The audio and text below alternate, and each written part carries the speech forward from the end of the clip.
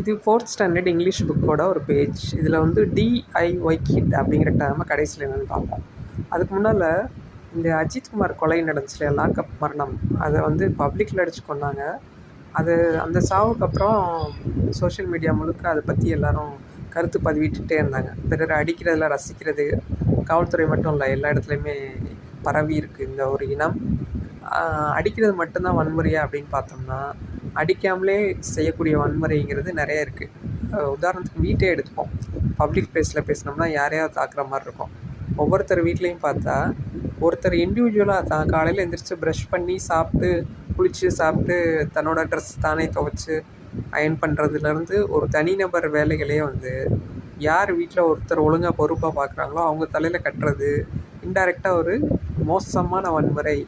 இதனால் வந்து சம்மந்தப்பட்ட நபர் யார் பொறுப்பு எல்லாத்தையும் சேர்த்து பார்க்குறாங்களோ அவங்க மேலே அந்த திணிக்கப்பட்ட வன்முறைன்றது வெளிப்படையாக தெரியாது.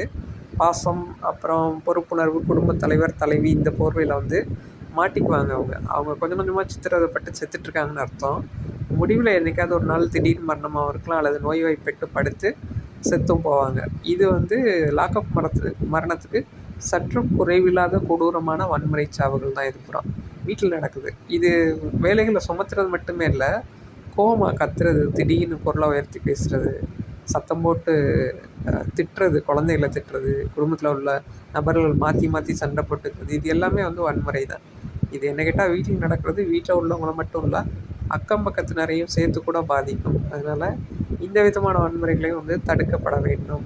இது வந்து தனிநபரால் மட்டும்தான் முயற்சி செஞ்சு முடியும். ஏன்னா லாக்அப் மரணங்கள் வேணால் சோஷியல் மீடியாவில் வந்து பகிரப்பட்டு எல்லோரும் வந்து பொங்க வைப்போம். வந்து ஆளாளுக்கு பொங்கி எந்திரிச்சிருவோம் இந்த வன்முறை தப்பு அப்படின்னு. ஆனால் இப்படி தனிநபரால் நம்ம இன்னொரு அருகில் இருக்கிற நபர்களை வந்து சித்திரவதை பண்ணிட்டுருக்கதெல்லாம் வந்து நமக்கே தெரியாது. அது சோஷியல் மீடியாவில் வராது. நாம் மனசுக்குள்ளே ஓட்டி பார்த்தா தான் தெரியும் நாம் யாரை கொடுமைப்படுத்துகிறோன்னு. ஸோ நம்மை மட்டும்தான் சார்ந்தது இது. இப்போது அந்த ஃபஸ்ட்டு பார்த்த அந்த டிஐஒய் கிட் அப்படின்னா என்ன டேர்ம் அப்படின்றது பார்ப்போம். Do it yourself kit. ஒரு 4th ஸ்டாண்டர்ட் குழந்தை தன்னோட வேலைகளை சின்ன குழந்தையா இருக்கும்போது பெரியவங்கள்லாம் பார்த்தாங்க, இப்போ வந்து என்னோடய வேலைகளை நானே பார்த்துக்கிறேன் அப்படின்னு இன்ட்ரடியூஸ் பண்ணிக்குது. I'm a do it yourself kid அப்படின்னு சொல்லுது ஃபைனலாக.